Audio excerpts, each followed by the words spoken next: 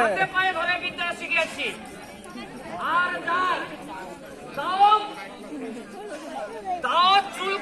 দাও চুলকানি big house ধরাইতে পারে না। আমি লিখিত চ্যালেঞ্জ দিব 3 দিন টাইম। 3 দিনে ভালো হবে সেই ব্যক্তি। Indian formula